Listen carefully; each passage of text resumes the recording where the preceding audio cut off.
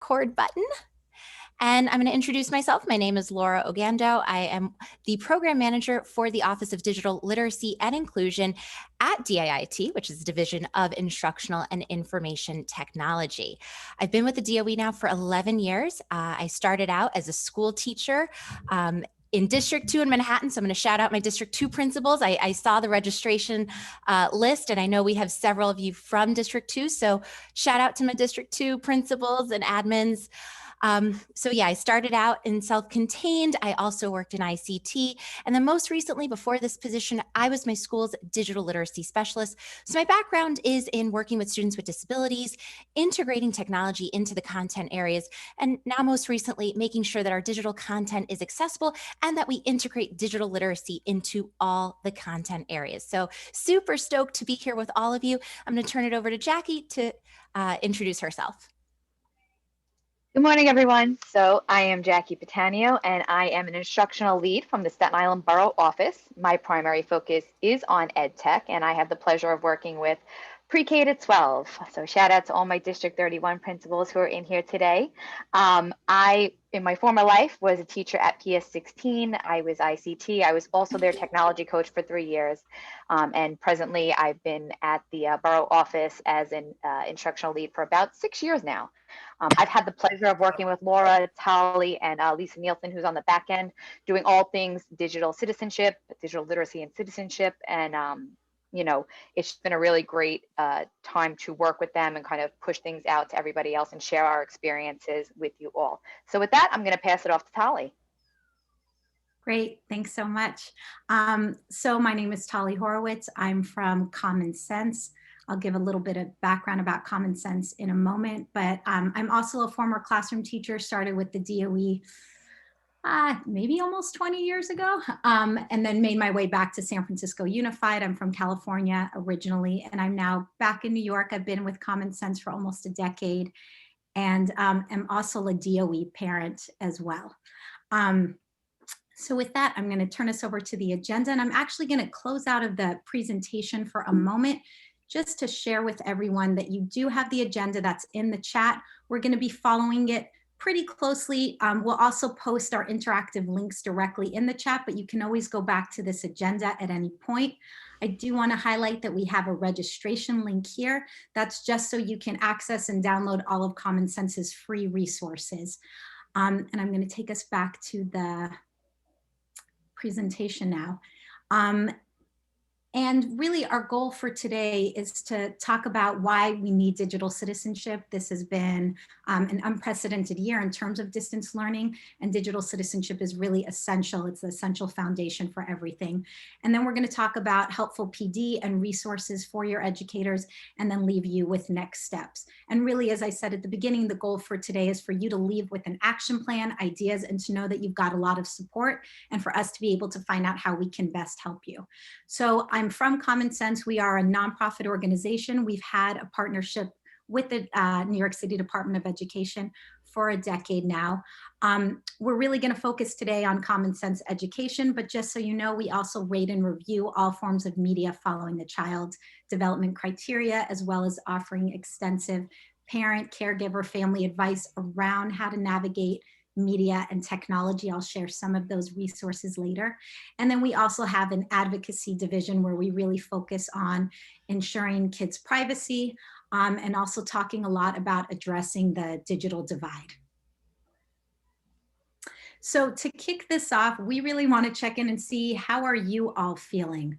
So I think Laura's going to throw up a poll. You can go ahead and share how you're feeling. And we, just so you know, we also present weekly in partnership with FACE to parent coordinators and all the family liaison workers. And I feel like, Laura, this keeps coming up where people say, can we have an all of the above button as well? Yes. So all the feelings. All the feelings together. Yeah. Let us know how you're feeling. Okay, we'll give about 10 more seconds for this. And as we're doing it too, our goal too today is to share as many interactive tools as possible. If we were in person, we would obviously be able to talk and see each other's faces.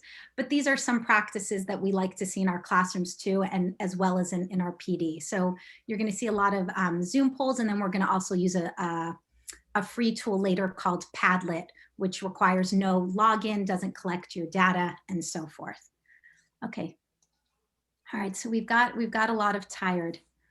Yeah, which makes sense. Yeah, All right. Laura and Jackie, where would you put yourselves on this? I would definitely put myself somewhere between tired and happy, because it's this roller coaster ride every single day. Absolutely. We definitely need a couple more options, and all of the above, and maybe like a mix of two emotions. But we're going to go ahead and end the poll, and I can actually share the results with you so you can see the vast majority of you are tired as well, right? I mean, makes sense. And just the last piece to shout out, you mentioned, Jackie, that we're joined with Lisa Nielsen. She's A. We also have Latiqua Spivey, who's G. Thanks for joining. So they'll be helping out with the chat too. One of my colleagues, Jamie Nunez, who's based in the Bay Area, may be jumping in too, so you might see him in the chat as well. And with that, I'm gonna turn it over to Laura. Yes. So we know that, these are challenging times, right? Like, that's the phrase, we keep hearing that. And we know that it's challenging in so many, on so many levels, but this is definitely a frustration that we see many of our teachers experiencing right now. And I will be very honest, I experienced this too. I personally lead a lot of our training sessions for teachers. And even as a trainer, I see a lot of those black boxes, right? All on my screen. I don't see faces. And that is challenging. It's difficult because, as teachers and as educators, we understand that making connections is what teaching is about. So this is a struggle when you're seeing the black boxes and you feel like you're calling on students and they're not there. But by implementing a solid digital citizenship curriculum, we're hopefully going to help you tackle this just a bit. It's not going to solve everything. It's not going to help turn every single kid's camera on. I don't want to, give you false hope. But when you are integrating digital citizenship into all your content areas, you're going to hopefully see more kids feeling comfortable and safe enough to flip that switch and turn the camera on. So what's interesting about that, Laura, before I get into this, is that I'm noticing that with the younger students, they're more adept to having their camera on. So I have a child who's in first grade, and every single one of those kids has their camera on because all they want to do is see their teacher and see their friends in school. So it is an interesting dynamic when you look at the younger students versus, going up to middle and high school. But with that, we're going to look at some of the challenges. And again, we invite you to kind of put your ideas in the chat. Maybe you've experienced some of these challenges.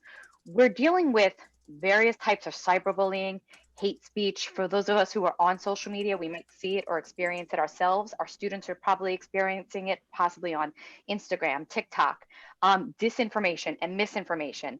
How many times do we read things that are not true? We have to go back and fact check. These are some of the things that are coming out on social media, and you go down a rabbit hole yourself as an adult, our students, what's real, what's not, and it could do some serious damage. So we need to really think about being proactive, and this sort of kind of will bring us to that experience and how we can use these tools with common sense with this disinformation and misinformation age that we are in, and new ways of communicating. So this is it.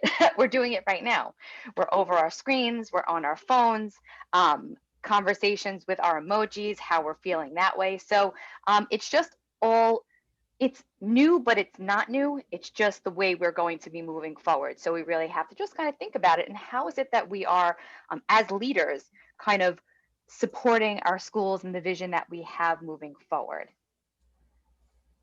So with that being said, not to do anything, we're going to do some of the compliance stuff first. You have the Chancellor's priority questions, and the compliance checklist CL23 has the cybersecurity, cyber safety component to it.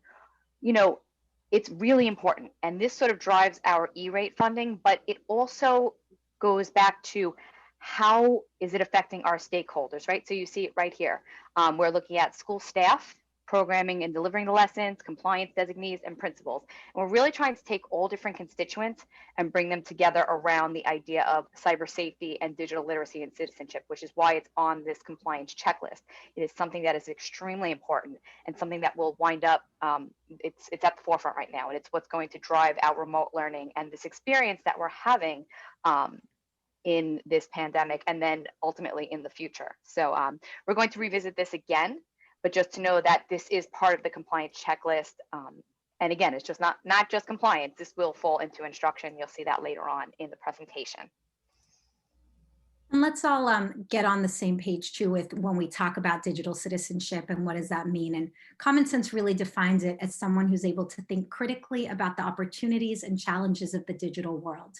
So I really want to kind of underline that critically piece, that thinking critically piece. And then more than that, being able to use technology responsibly, to learn, to create, to participate, to go to that next level, because we know how imperative this is and how it's our world today.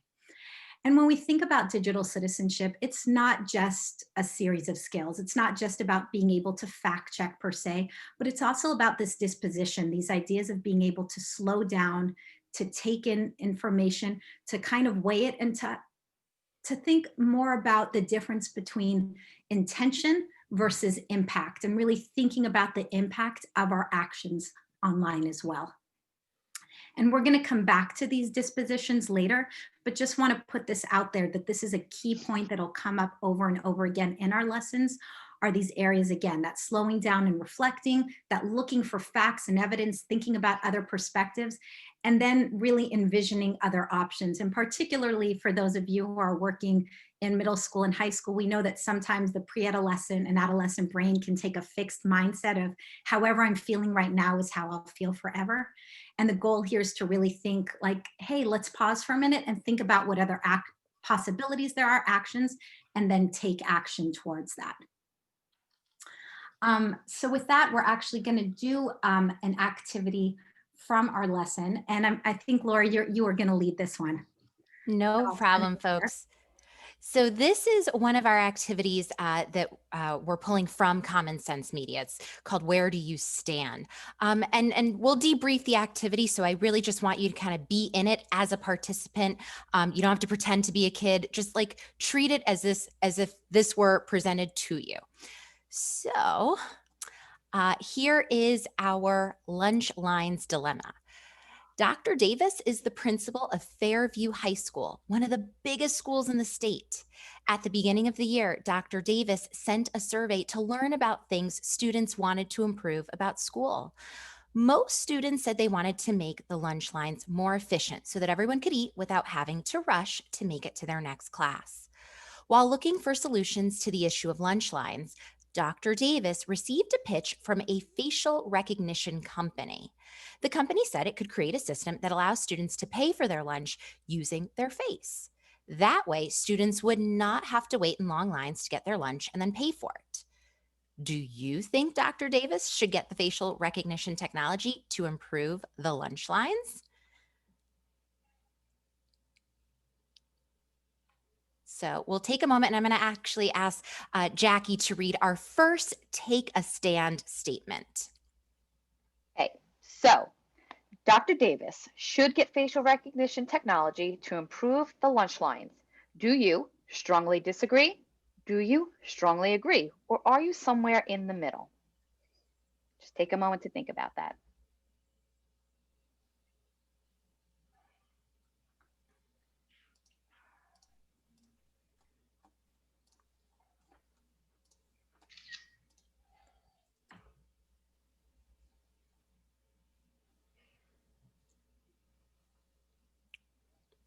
So you'll see. Go ahead, Laura. I was going to say, you'll see in the chat, we've popped the link to that Padlet that you see on Tali's screen. So we now invite you, now that you've kind of thought about it and you're processing it, we now invite you to share your thoughts in our Padlet.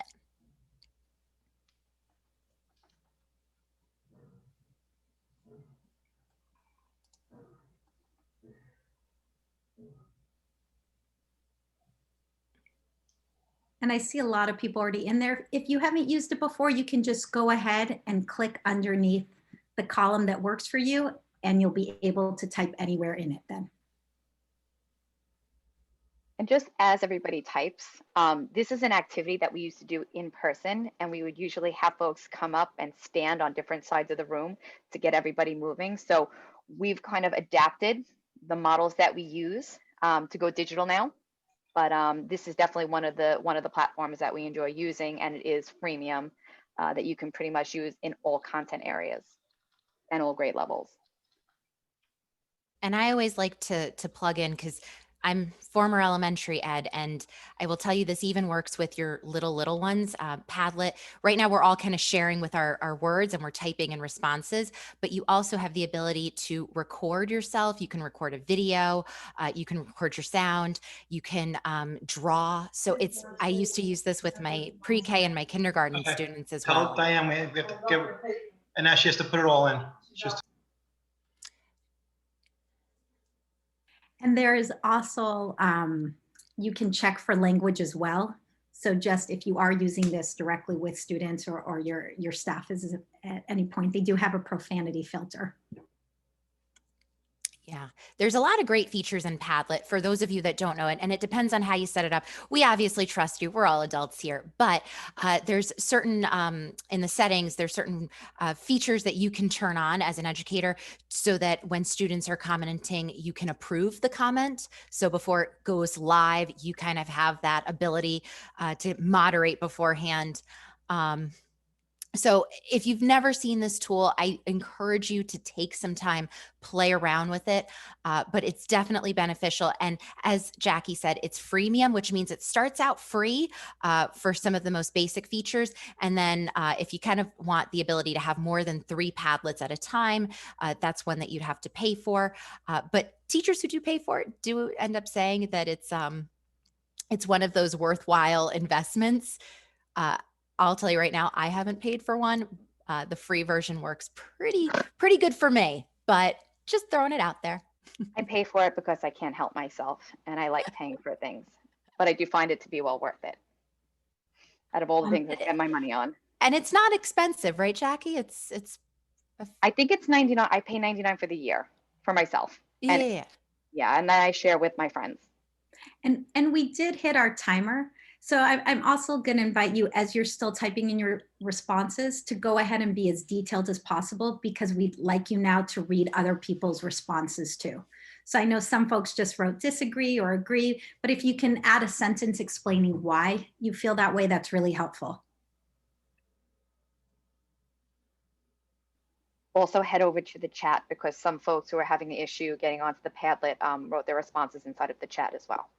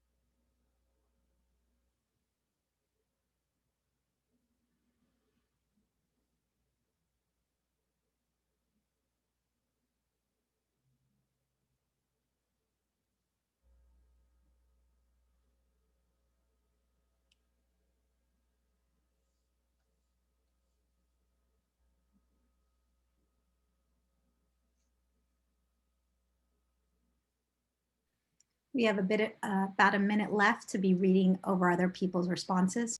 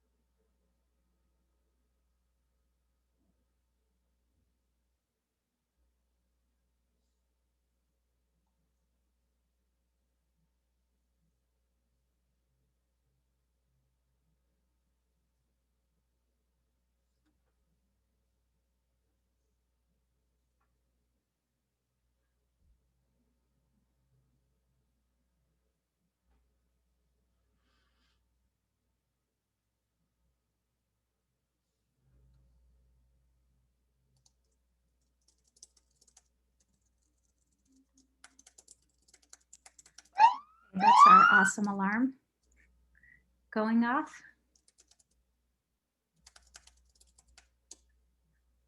Laura, I'm going to turn it back to you. Sure. So I've been looking at the Padlet, and I mean, I love how you guys have really taken the time to then expand on why you think what you think. So want to call out this process, and Tali mentioned a moment ago the dispositions that common sense has. So when we were doing this activity, and you'll notice that many of the activities in common sense are very similar to this. These are not cut and dry, right? So we want to take you through the dispositions and kind of call out exactly what we were doing in each step of this activity. So the first thing we asked you to do is really slow down and self-reflect, right? Think about this situation. Think about, what you already know about, facial recognition, about being in school, about these types of scenarios. We ask you to seek facts and evidence, right? What has happened in the past? What have you already used? You might be in a school where you've experienced something similar, maybe not with facial recognition software, but maybe you've had experiences where you're collecting data and you're not comfortable with what could happen with that data afterwards. So you always want to seek facts and evidence. Then when we asked you to share your thoughts, you posted them, and then we asked you to read others, considering the other perspectives. And this is a really big part of our work here today, because oftentimes, we have opinions, we feel steadfast, and then, we hear someone else from the other side, right? Who might be able to change our minds. And this is big. I think so many students struggle because they don't know how to kind of welcome that change in perspective, right? Just because you started out thinking one way does not mean you have to keep going. So we really want to consider those other perspectives, then envision the options, and finally take action. Because this is all leading up to saying, all right, well, we've got the situation. We now do have to make a decision and figure out what is the course that we are going to take. So wanted to just kind of call these out because this is what those dispositions look like in real life with a real world scenario. Thanks so much, Laura. And I was going to say too, the take a stand activity, this is one of a few different thinking routines that we have, as you mentioned, throughout the curriculum, all with these ideas of helping students think that way. So there's a lot of examples of this in different forms too. And I'll turn it over to Jackie.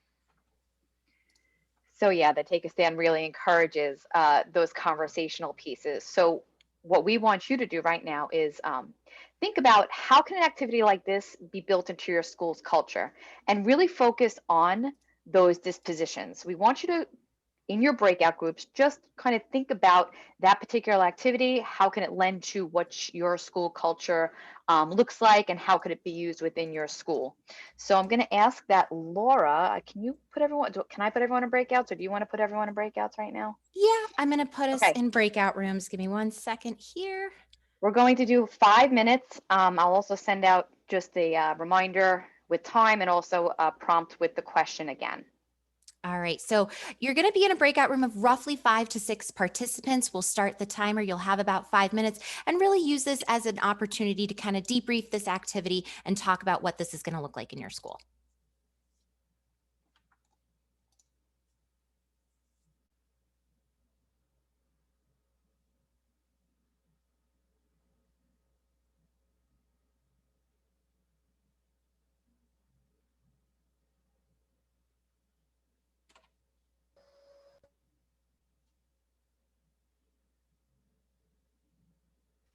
I love watching the magic of people disappearing into their breakout rooms. Totally. So if you haven't joined a breakout room already, please go ahead. You should have been prompted on your screen. Join that breakout room. If you're having trouble, you can certainly let us know here. We'll try and manually get you in, but go ahead and join that breakout room.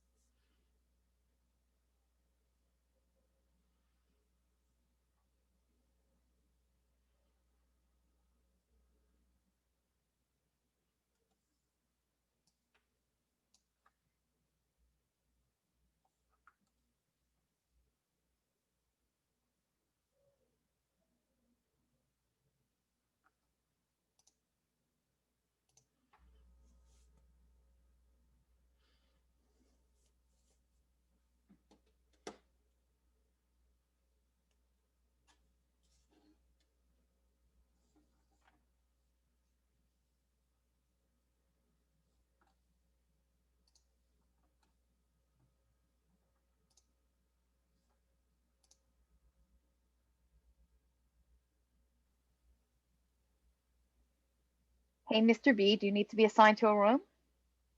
I just reassigned him, so I think we should be okay.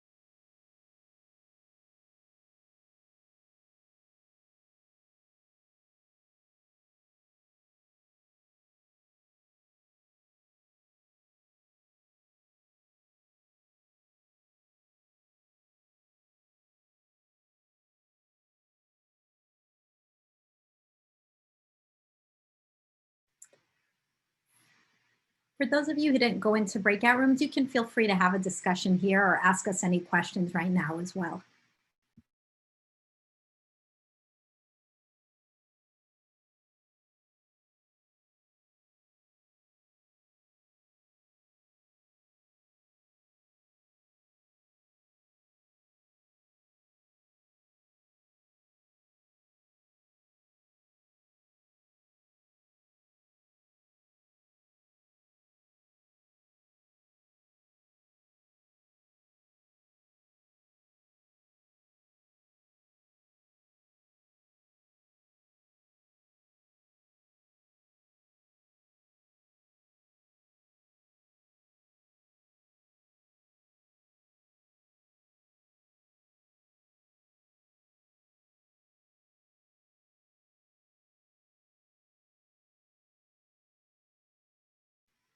Jackie, I think because I started this a minute late, we can give people a 1-minute reminder.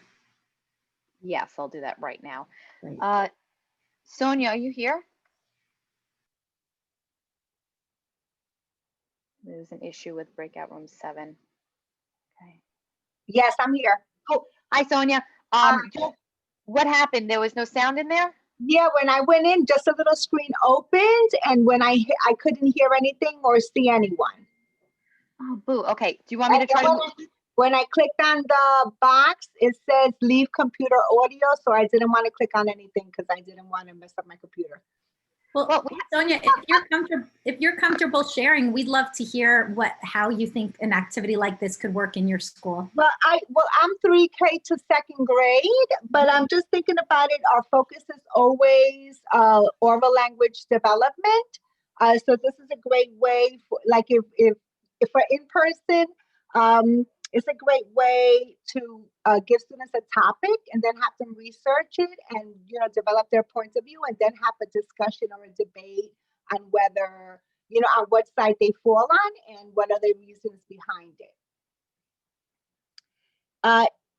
Online, like I said, since my children are so young, like the kindergarten and first graders may have a little bit of a difficulty, but they would need the guidance, the guidance and the monitoring of the teacher. The second graders, I think we could give the second graders a try. Let them go ahead and try it and see how it works out. And then my thing is with breakout rooms, since my children are so young, breakout rooms are difficult. For the students to run them on their own, where we feel that we need to have a teacher, an adult there to be able to monitor the conversation and keep the students focused on what they're supposed to do.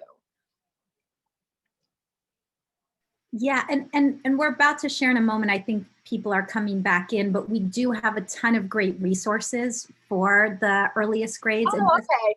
And just so, I don't know if you can see my background, Sonia, but yes, these are these are our band of digital citizenship characters.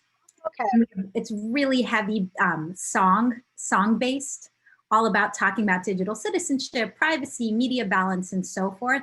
And so it's a really great way to engage little ones. Oh, okay. Yeah. And I will say breakout rooms on the elementary school. My one of my daughters is in first grade. I have to shout out Miss Marissa, her teacher, but the breakout rooms are hilarious. They're so excited to talk to each other.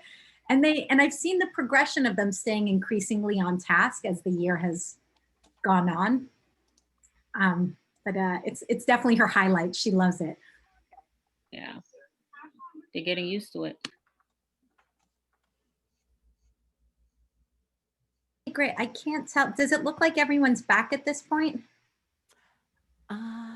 212 participants. All right. All right. It feels like we're back.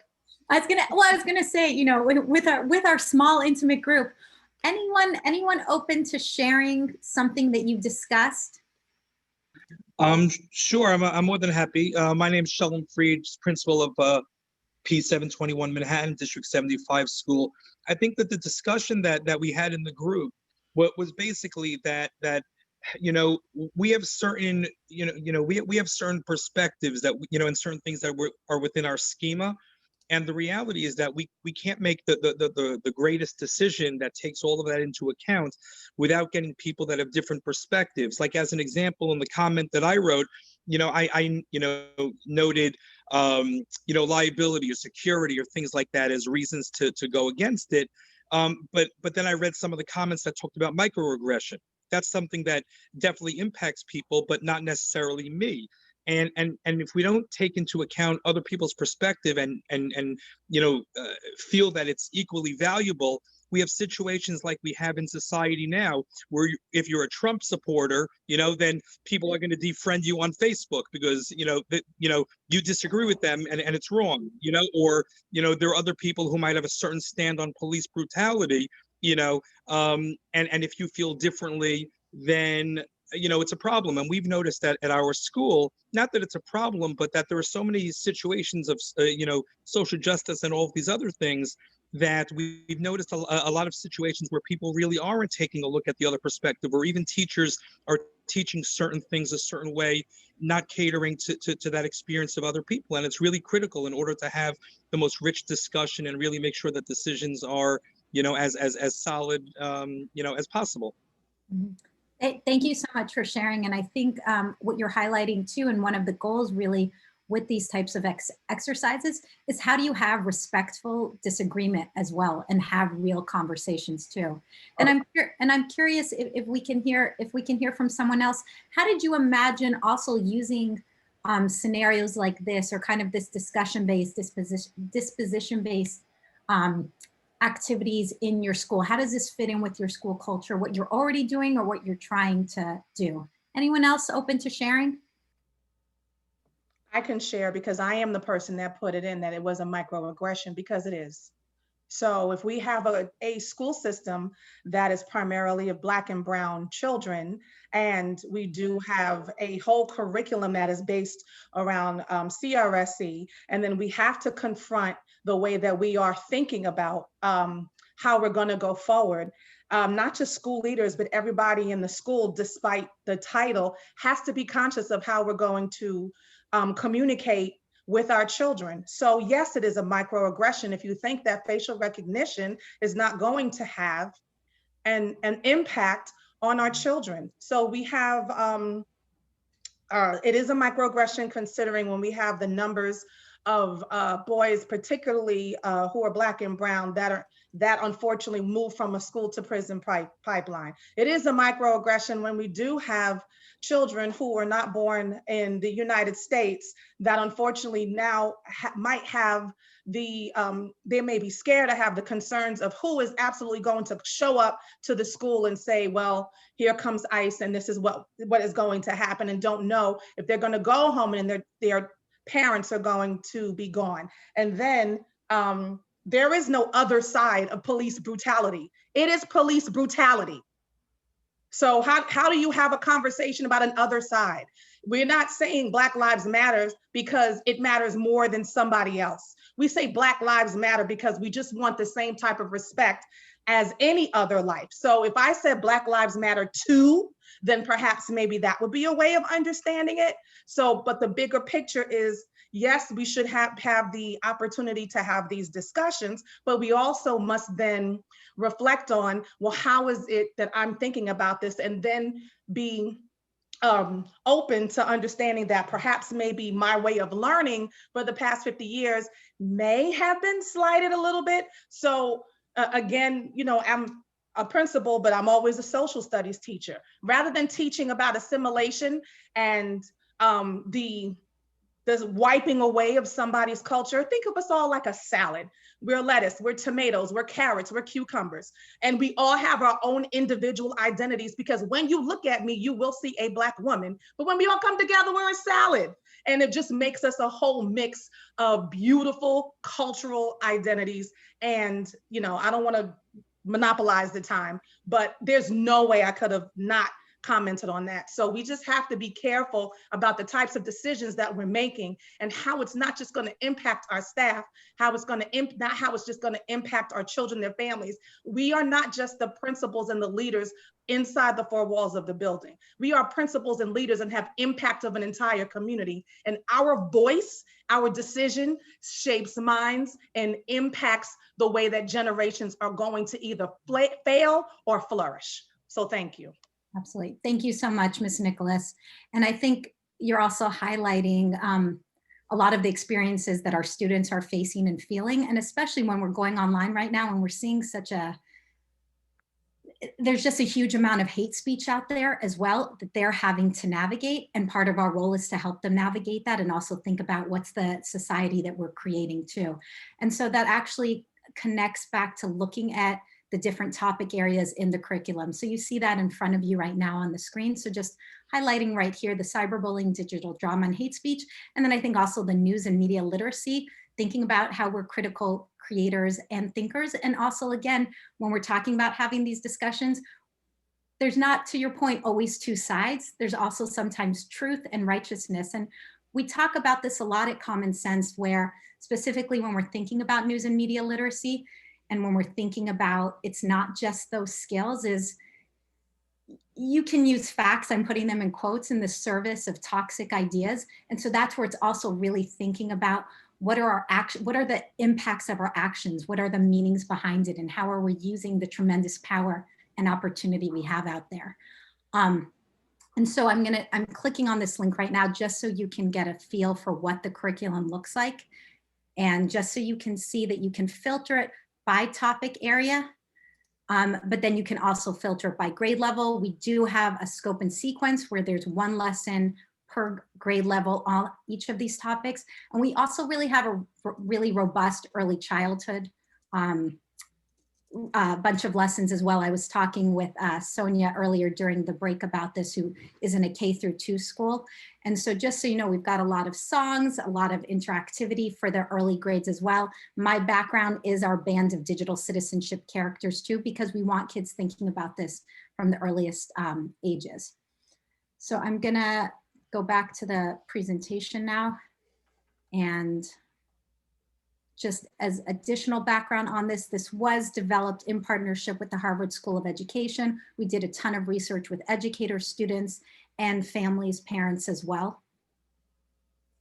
And we really take this kind of sequencing and learning progression where we start with talking about topics like media balance and well-being. How do you kind of manage that balance? And then we get to topics as kids are getting older, thinking about that news and media literacy piece as well.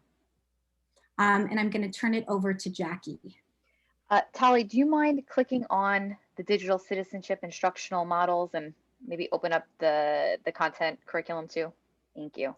So these are resources pulled from the implementation guide from Common Sense, and these are the 5 instructional models. So what you can do with this is really kind of break it apart and see where this fits already within your school. So it's not something else. And again, we talked about compliance earlier on.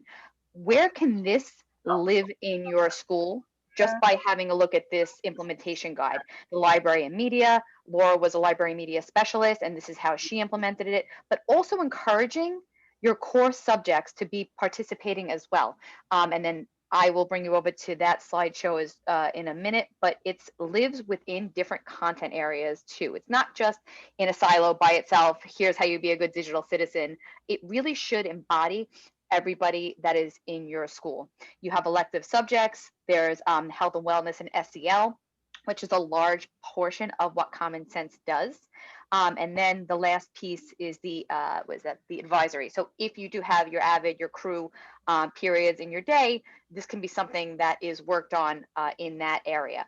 But really getting everybody involved, especially the families too. So there's also the family component where you bring in the families and what support do they need? Because somebody mentioned earlier in the chat about parents being the ones who are possibly disruptive or the ones who are doing inappropriate things on videos. So it's like, well, how do we address that? How do we bring them in as part of the conversation and make them our partners in this work? So this right here, again, just gives you the description and kind of the training and everything that it entails to bring in all the stakeholders that we need. Tali, can you go over to that slide deck? Yep, this is the curriculum connections link that you have access to as well. This will bring you through the elementary examples and the high school examples. If you want to just head over to one of the elementary ones, Tali, that would be great. It shows you how this lives, let's see, in first grade, right? And it has the curriculum breakdown for ELA, health, social studies, and which lesson will align to it from the Common Sense website, and then other curricular connections. There are standards once you head over to the site, which again, I'm not sure if we're going to have time to do today, but once you sign up, you'll see that the standards are embedded in all the lessons, and listening, speaking, and the ISTE technology standards as well. So I see Tali is going to put up cyberbullying digital drama.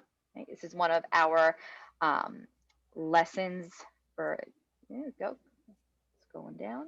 This is what the setup looks like. So you have your lesson plan where it's this overview, and you can view it as a PDF, or if you click on the various components of the lesson, there are the interactives, there are connections to Google. So this all directly goes into your Google Drive. So you have forms connected to here, slide decks that can be manipulated by those who are choosing to run the lessons. Everything that you need is directly linked to Google and can also be pushed out to Google Classroom as well.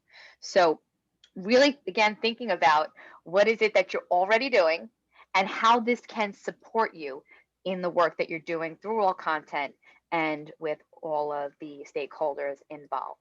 And then the last part is the digital citizenship for SIPA and E-rate. That was what we talked about earlier, which was the compliance piece.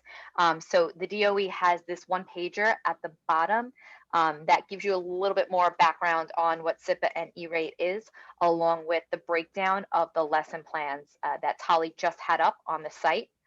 Again, everything is looped together and you're able to access the lessons from various pieces. So this is the digital citizenship for SIPA and E-rate. So again, I'm not going to read this to you, but this is at your leisure. Have a look at it. And again, just check out some of the lessons and the topics that they are correlated to.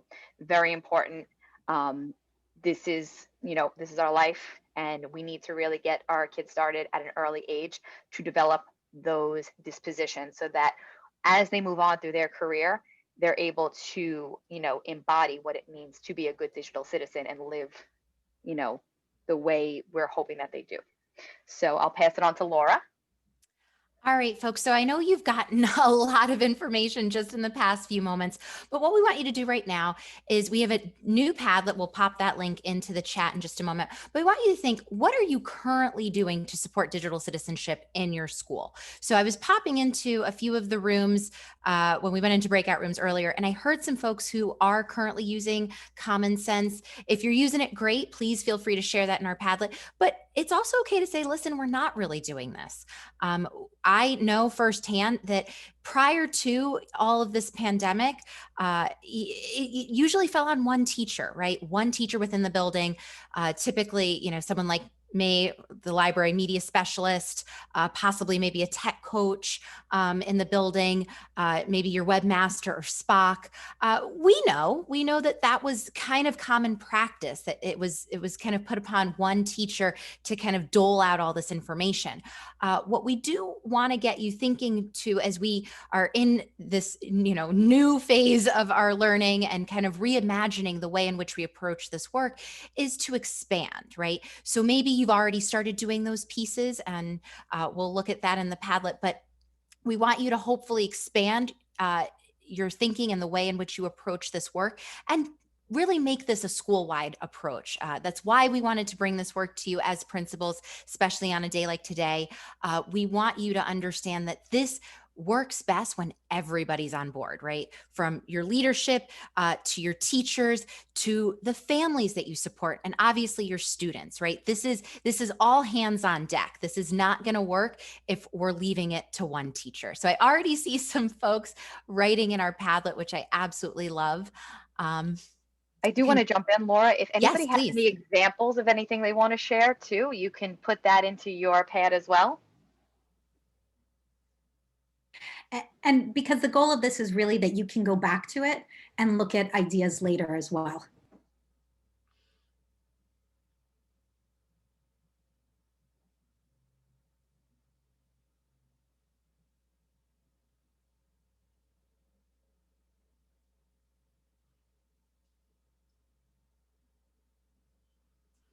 I realized, transparent facilitation, that I did not put a timer up on that slide. So I'm going to go ahead and set my timer. Laura, how much time do you think I should give right now? Another? I'd say another minute. Okay, perfect. We're already in it.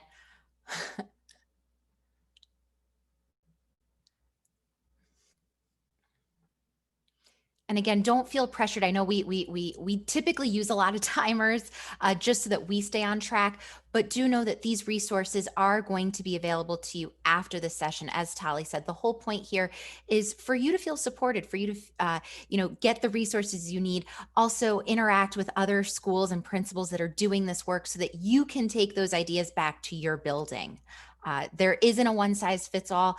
I know we briefly breezed through the resources on Common Sense, but everything is adaptable. So you know your school, you know your students best, you know your community best. So feel free to make the decisions that you need to make in order to implement this in meaningful ways.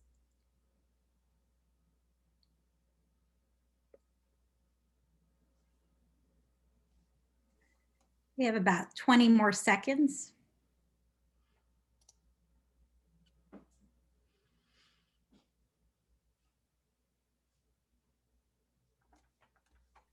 And I'm going to move away from the Padlet for a minute, but I encourage you to keep sharing ideas as well, because I also want to share another resource as you're putting this all together. And just so you know, we're going to close with this too, but we do have regular ongoing professional development, and we're going to invite you to choose a lead at your school to be part of this. So don't want to feel like, okay, I'm getting bombarded with everything, but what are my next steps? Because we're here to support with that. So we do have an implementation guide. I'm just going to click that open. Some people like to go directly to the curriculum that I shared before in the scope and sequence. Others want to really lay everything out and see it.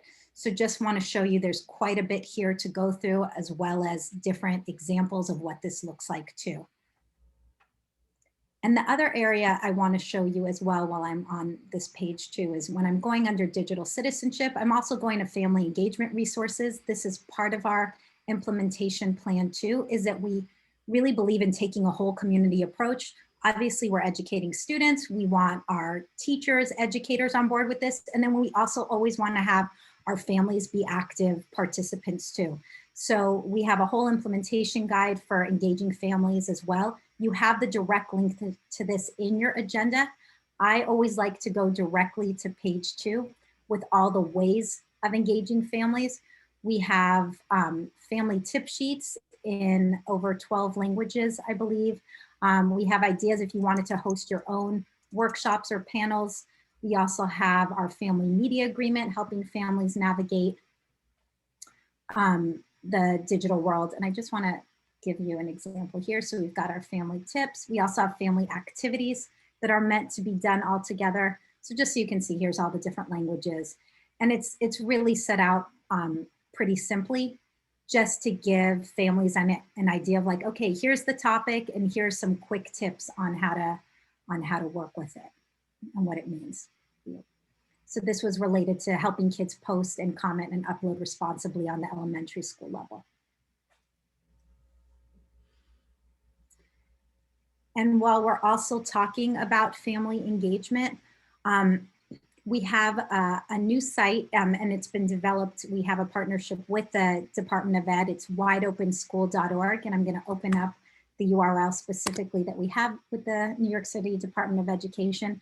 This was developed directly in response to the pandemic and school building closures to provide families a lot of opportunities to extend their kids' learning, and to also provide educators a number of different resources as well. We have over 85 partners, you know, whether it's PBS, Teaching Tolerance, Facing History in Ourselves, Nat Geo, and we have a whole bunch of different topics related to emotional well-being, as well as reading, writing, and math for additional support.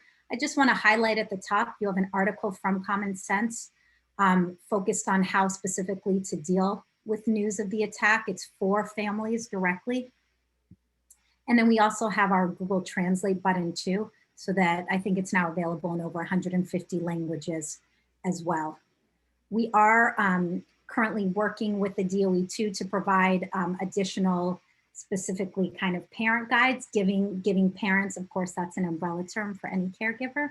So giving parents and caregivers an idea of what their kids are learning, how to engage with them. But in the meantime, you can feel free to use this. I'm just clicking on the student activities button so you can see all the different areas to go into. And then of course, you can break it down by grade level band too. So I'm in grades 3 through 5. And I clicked on reading and writing. You can filter by activities or articles, interactives, videos, and so forth. Laura or Jackie, anything to add here? Just that if you haven't checked out Wide Open School, you should. It's absolutely amazing. Jackie and I actually did a webinar, I guess, earlier this school year, but technically back in 2020, where we talked about all the resources that are in Wide Open School. It's absolutely phenomenal. And they just added that translate feature. So it's super accessible now to so many of our families. And I think the best part is that this is all information that's been curated by Common Sense. So, you know, it's very easy, I think, for a lot of families to just do a quick Google search, and then you're just kind of out there, exposed to whatever a Google search kind of gets you. This is vetted, and that's the big difference. So and free. And free, exactly. It's these resources have been vetted. They're safe, they're secure, they're good for students. And you know, magic word with educators: free. And the last piece we want to kind of end with in terms of the content perspective is Common Sense Education. I'm going to click on this link. Basically, this is a program we developed to recognize schools, to recognize educators for teaching digital citizenship, for taking a whole community approach. If you're teaching those lessons from the E-Rate /SIPA toolkit already, you're already mostly there. I was trying to find that tab with all my tabs being open, but I will stop searching for tabs in front of all of you. You're already there. Basically, there's a component where you are learning, you know, that's one of your educators coming to a webinar, coming to professional development. This counts for you as well. You came today, and then teaching some of the lessons and then engaging with families. That could be sharing tip sheets, that could be sharing Wide Open School, and so forth. And I'm going to say full transparency with us. We usually have up 9,000 tabs open. I'm sure like many of you do, always. And it's a really nice thing, I think, to share with the community too. You do get a digital badge. I know many schools will put it on their school's website to say like, hey, we take digital citizenship really seriously here. And I'm going to close. I'm going to turn it over to Jackie and Laura. So these are our next steps. We want you to choose a lead from your school. So there is a link, and I think Laura dropped it in the chat. And we want you to find somebody at your school who can kind of be the lead and take on this initiative to support within your school. And just, share that with them, have them fill it out. And we're going to be having weekly PDs that are targeted. So you'll see on the screen, we'll be meeting on Thursdays at 11:30, we think. So we're going to see what times work best for everyone, because that's our goal, is to meet the needs of as many as we can. And we also might try to do individual coaching office hours, or even recording some of the sessions and having them up on the site so that people can watch at their own leisure, and then maybe come to an office hours to just ask about what's going on. We also do larger 3-hour sessions for recognition for teacher certification. So everything we did today was really condensed, but just know that that is also out there as well, and we will be sharing that with you guys. But we really want to thank you for being here today. You had so many choices to choose from, and the fact that you came here really shows your commitment and the desire to move forward with digital citizenship. So I thank you so much for coming. And Laura? Absolutely. Again, thank you all. I know time is so precious right now, and you chose to come and sit in our session and learn about digital citizenship and why this work is so important. So we do appreciate that. I'm going to drop the link one more time in the chat for you to designate a lead for that digital citizenship PD. Right now, as Jackie said, they are Thursdays at 11:30, but we are looking to expand, hence our poll to kind of gauge the time. It's tricky scheduling, as I'm sure administrators know. It's wackadoo right now. It's, and then, there's a push to kind of get, in-person learning, at least at the elementary level, 5 days. We get it. There's never going to be a time that works for every single person.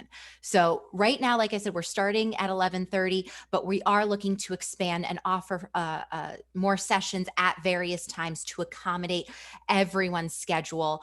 So be on the lookout for that. But by filling out the form that we put in the chat, we will get your contact information along with a lead that you can identify, and that will enable you to get communication from Tali, myself, and Jackie about these trainings and about the ways in which we can support you. Because we want you to know that even though our training's ending right now, the support does not.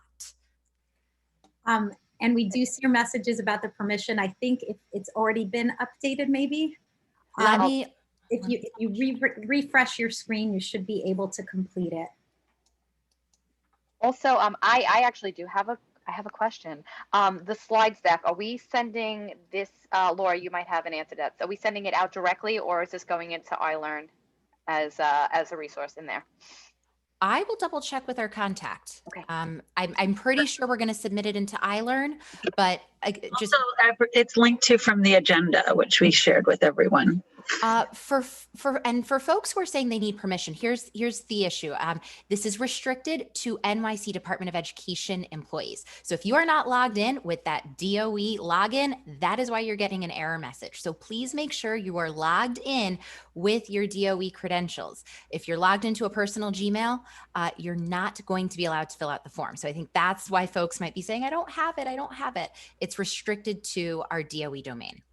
And I'm also just pulling up again the agenda on the screen, and just, I know there were some questions. The presentation is directly linked in the agenda too, so you can get it there. And also next to each of the times, it takes you to the exact slide that time was being addressed. Thank you, Lisa. Yeah. Okay, great. We are at time. Want to thank everyone again so much for joining. We're happy to stay on if anyone has any other questions to share. Want to thank you all for participating. And yeah, thanks for being with our students. Thank you, Principal Nicholas, for speaking as well. And we look forward to keeping in touch and hopefully seeing your educators at these weekly Thursday PDs. They're going to be fun. They're going to be short. They're going to be tight. And they'll really come out with some helpful skills and resources.